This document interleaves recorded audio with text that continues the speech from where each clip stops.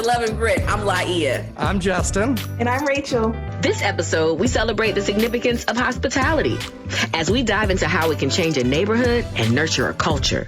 Coming up, our guests Marcie and Val have transformed Midtown Village through their Safran Turney Hospitality. And Antoino Johnson showcases the importance of the barbershop to the community through his new book, You Next. All right, you guys, it is time for our lightning round of Philly faves. And this week's topic is, Justin, you say it because I can't articulate it like you. Fall activities. Oh, yeah. Or autumn activities. It was only 2 words, I'm sorry.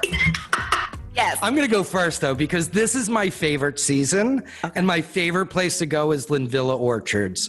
It's just like classic, #basic. They have pumpkins that you can throw at things. They have apples you can pick. It's just feels like fall to me. What you got, Rachel? I love a great winery, so I'm going to say the wine trails in Bucks County. Oh, of course. That sounds amazing. Meanwhile, I'm like, I just want to be scared, and that would be Eastern State Penitentiary, because I don't know about y'all, but for most Philly folks, Halloween means we going down by the art museum and getting scared out of our pants. Well, Rona's making it tough to scare this year. That's right, but they still are offering night tours, so that's great. You can still tour Eastern State Penitentiary. Which is scary enough. That's true.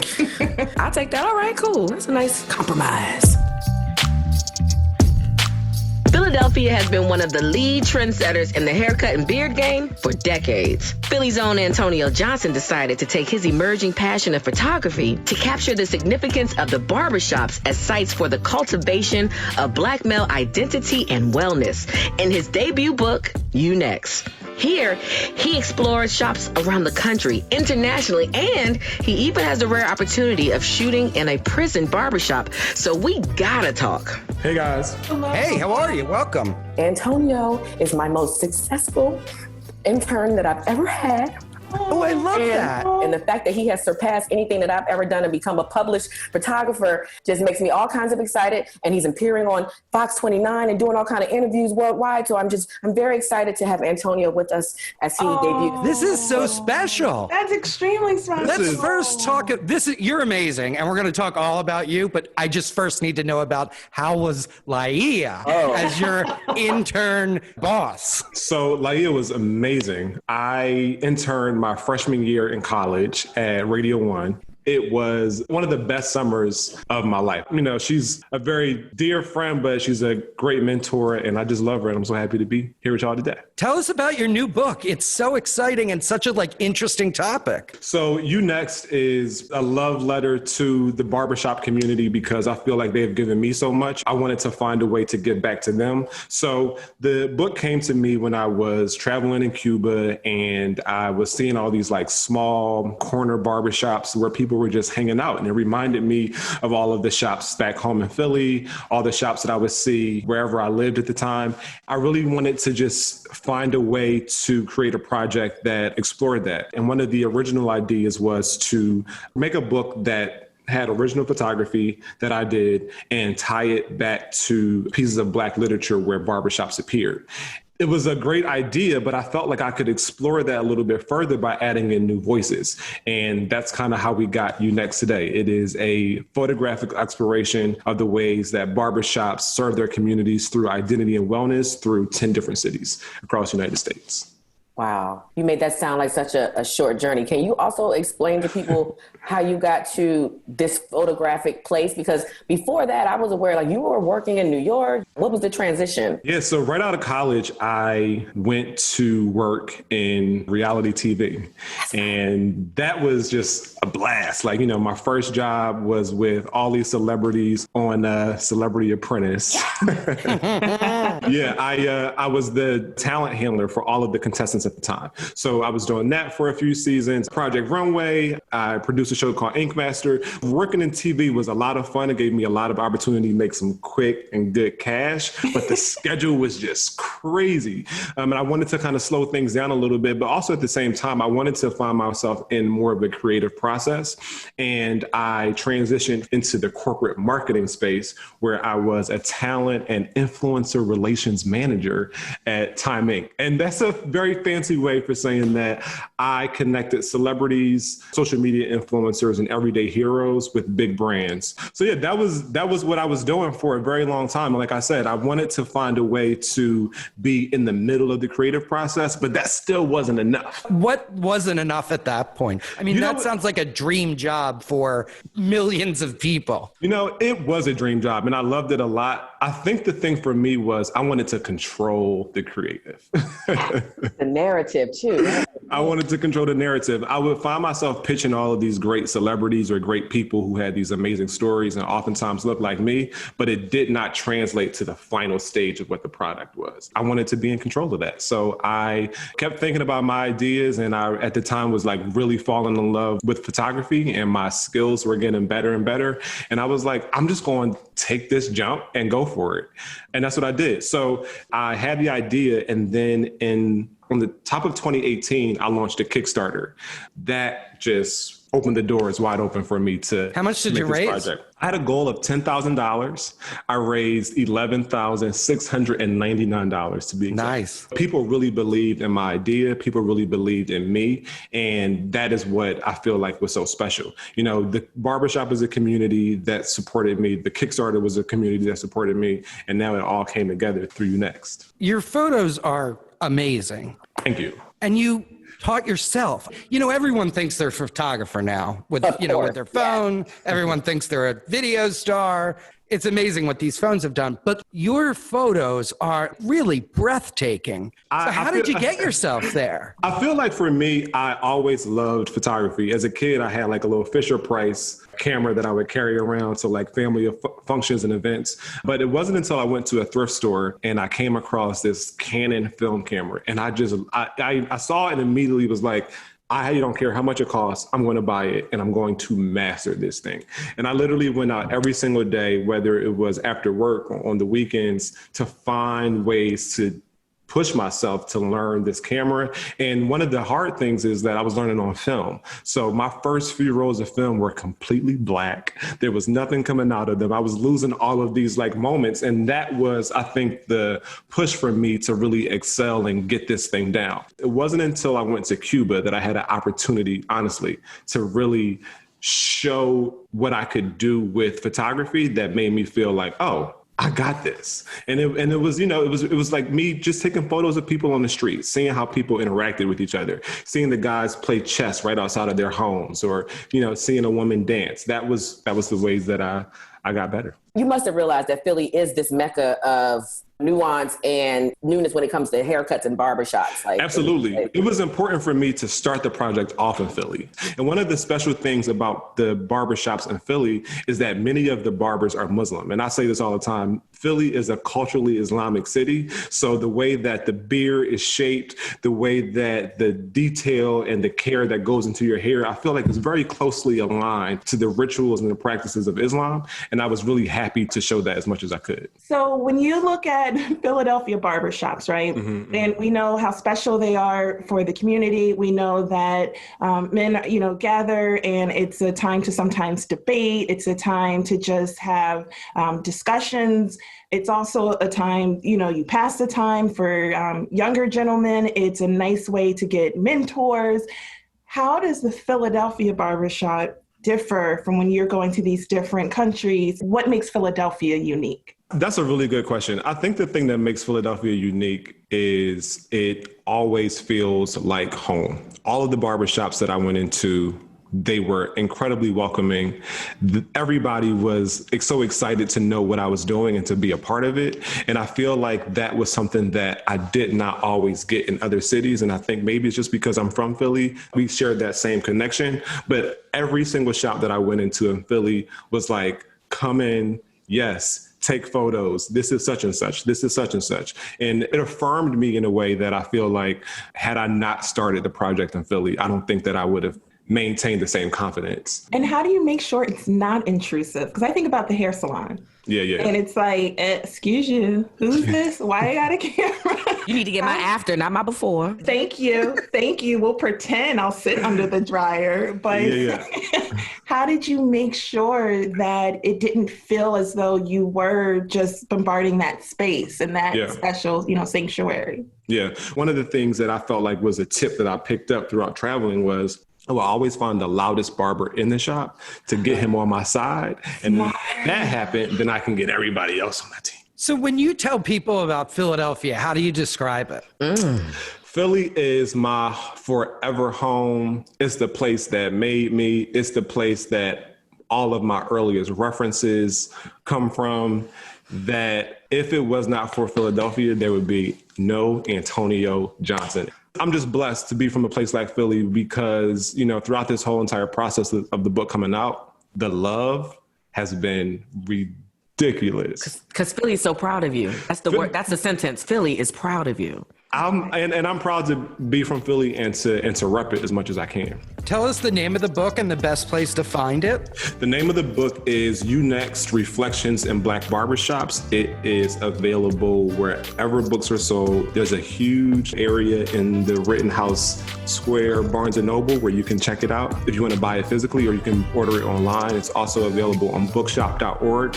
Let's support small local bookstores, as well as on my website, antonio-johnson.com. In Philly, when it's time to enjoy, when it's time to celebrate the good times with good company, you gotta break out the good stuff. Have to. So come football season, or the best part of your favorite movie, it's time to break out the hers. Crisp and tasty, sour cream and onion, salt and vinegar. Every bag is an invitation to a good time somewhere. No RSVP needed. So live it up and crunch it down. For the downright fun times and nothing short of the best times, break out the hers. Chef Marcie Turney and Valerie Safran have literally transformed the area of Midtown Village thanks to their company, Safran Turney Hospitality. It started with Open House, their housewares boutique, and now they have a total of 9 businesses in the area, from the best Mexican food to the tastiest chocolate and a grocery store. You want to know how and why they did it? Yeah, we do too. You guys have gotten so creative during the pandemic. I mean, I feel like you're the hardest working women in Philadelphia to begin with. You have so many restaurants on 13th Street and shops, and you have a brand new gigantic Bud & Maryland's in the airport. You're building in the Space Saucer in Love Park. You have so much going on. And the way you pivoted, which is probably the word of the pandemic, has really been impressive. Thank you. Where did that gumption come from for you guys? Survival. I mean, I think that's how we're kind of built to begin with. We've never been stuck in it just has to be the same way forever. So I think from day one, that's just how we do it. Day one, it was, how do we do takeout? And so we went from restaurant to restaurant and just switched the way we thought. What do people want at home? What are people craving? They're craving home-cooked food. And we made mistakes and we had a lot of success. That's part of the thing, right? We're all learning as we go along. Exactly. For sure. And right now we're rethinking what will our next pop-up be? What are people craving? We're going into fall. What's the next thing? Everyone's so excited for this weather, food-wise, pumpkins and apples and Brussels sprouts. I'm super excited. Ooh, what's going to be the fall Brussels sprout? Ooh. You guys are a whole family and couple in business together in the time of Rona. What are you doing for yourselves as a couple to keep your sanity? Listen, the last few months, there are ups and downs where we're in tears. It's not us. It's just it's too much. You go from work straight to moms. And our daughter just started school and we just said to the person who helps us, maybe, one night a week you can stay later so we can just go out to dinner. We haven't done that yet, but it's time. Not to your own restaurant. That still work. No, we never want to look at those. So I want to take you guys back to January, because I was thinking about, we used your chocolates at the James Beard house when we had Philadelphia chefs cooking. Mm-hmm. And so to think of where we were then to the pandemic hitting to where now we are on the upswing, talk about what that's been like running a business in Philadelphia. You guys have really just innovated the whole way. In March, when we had to close the restaurants and lay people off, At that point, I thought it was only a 2-week, at the most, thing that was happening. No one knew what was happening, right? And then it was a month and a half and 2 months. And now you're just like, is this ever going to end? It's just been crazy. It is. It's something different every day. Now you can dine outside. To the city allowed people to dine in parking spaces, which has been huge for restaurants, to now 25%. You know, it's all these little things. Some of them, it was like, you know, there was no warning. So we're just scrambling together. How do we get some kind of structure outside to encase the parking space? Do you feel like this is like a real culture shift? The change in how we eat, the change in how we commune together? Right now, our diners, it's a lot of young people. It's all kinds of people, but it definitely has a younger feel to it than previously. You don't have the people who are, you know, on the way to the Kimmel Center for a show. But I do believe, you know, if you come to Midtown Village on the weekend with outdoor dining and it's beautiful weather, it's happening. There are people everywhere. They want to be out. They want to get out of their house and dine. Do you feel like the energy's picking up? Just this weekend, I felt like it felt more alive in the city. Yes, I feel like it's picking up. It's difficult because you have the weekends and then you have the weekdays. And the weekdays, I know what this neighborhood used to feel like, and it is not to where it's at. Our one business grocery relied on business traffic.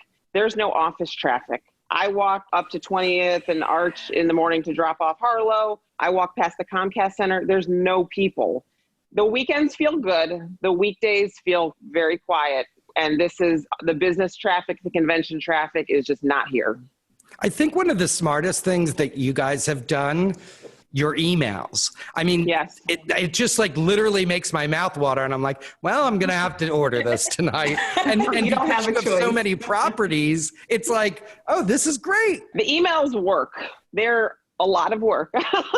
She comes up with awesome ideas, crazy ideas also. She'll be like, let's do lobster week. It's literally like, we know we're busy on the weekend, so how do I get busier Monday, Tuesday, Wednesday? So that's why you usually see it come out on a Monday. Okay, so spell it out for everybody. SafranTurney.com, SafranTurney.com is our main hub for our restaurant and retail group. What do you guys have coming up? Well, I mean, we're wheels turning. Yeah, I mean, there's a lot coming up in the sense that we know we're going into colder weather, so we've ordered tons of heaters for the street. We opened indoor dining on a very small scale just to get everybody used to how this is going to work. We'll add seating once we kind of just are comfortable with that step. We also have to-go in all the restaurants, and the to-go is a big part of our sale. So we also have to account for space within the restaurants for that still. Some nights it's 50% of our business. So there's a ton of people who are ordering in who are not ready to eat in restaurants yet. You guys are doing it right. It's packed well. It's good food. Yeah. It's like home cooked. I had the watermelon gazpacho this week, which was amazing. Rachel's so jealous. When we were doing all this to go, we had to kind of figure out, like, Little Nona's has always been such a restaurant to get to-go food. It is so delicious. It travels well. We would get food from our restaurants early on, and I'd be like, you know what, this isn't traveling well. We got to take this off. And that's a huge part of this as well. Are you guys thinking about your menus or to-go orders when it relates to Thanksgiving and things like that for the fall? When we first started to go, we were doing dinners for two, where you would get an entree, a salad, a vegetable, a dessert, and that was super popular. Some tickets would come in, it would be 8 of these for two, so a family of 8 is eating that way. So definitely coming towards Thanksgiving, I know Val's going to be like, all right, what are we doing? How are you going to do the turkey and the stuffing? And we'll do something to go for people. Are you ladies both Philly girls? And if not, why Philly? We moved to Lancaster, Pennsylvania when I was in middle school. So Philly was just the fastest way out of the burbs for me. Congratulations on getting out. I grew up in the Poconos. I was born in Wisconsin, but I grew up in the Poconos. And I came here. My dad brought me down for a recruiting trip for Temple Field hockey. And I thought he was going to die. And my eyes just perked up and I was like, this is where I want to be. From the woods of the Poconos, I was like, this is it.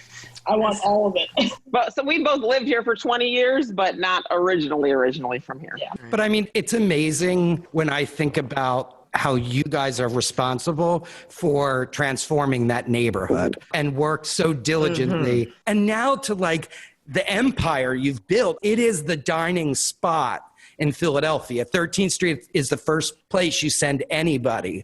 What do you see as like the future of dining in Philadelphia? Because you guys have clearly been visionaries. So what is your vision for the future? So we've been on this block since 2002, and we've seen it go from what it was back then to what it is today. And I actually feel like we're in a reset moment because we actually have a decent amount of empty storefronts. And it feels like we're at this moment of, all right, we're going to start and we're going to do this again. There'll be a little bit of a rebirth. There's probably, 2 or 3, 4 empty storefronts. So I think the core of people who are here, we're not going anywhere, are here. And I think it's just going to be reinvigorated. And we just have to do the same thing we did back then, was put in the work day by day, just figure it out. I don't think it's going to be easy. I really think we have a hard road ahead of us, especially in 2021. But it's Philly, it's Center City. The corporate will come back. The conventions will come back. It's all going to come. We just need to hold steady for right now. So hopefully we look back in 5 years and are like, you know what? That was tough, but we did it 20 years ago and we will do it again now. And I know this city will come back to what it was. It's just going to take time. If we can get through this, there are a lot of restaurants that will not be coming back. No. And I don't think people realize that, and businesses in general. And if we can just stay afloat, we say every day we're hustling. And it's true. I'm ready to do some fall activities. Are you guys? Most definitely. I'm looking forward that the weather's changing. It's not too hot. It's like perfect. Have that cute little jacket, go on a little tour. I'm just thinking Brussels sprouts. She's still on the Brussels sprouts. They're going to put those apples on the Brussels sprouts, Rachel. Like, that's what they do in the fall. They put fall things on Brussels. Okay, sorry, too much. You're going to turn it into a Brussels sprout. Listen, for all these great ideas, check out visitphilly.com. And if you need actual itineraries, at Visit Philly on Instagram has so many great ideas on our grid. Yes, can I also add that You Next is an awesome early holiday gift. Oh, that's a good idea. Order a couple, and then, when you like need gifts and you're like, that's a perfect like couple, order 4 of them. At least for the fellas I've already bought 2 for the fellas in my life. Even for like the virtual schooling and lessons, B is for barber shops. So go ahead and get that book and let that be your kids' B show and tell for school if you need to. If you like us, tell your friends about us. And of course, rate and review us, as Rachel always says. Say something nice or don't say it at all. We'll see you guys next time.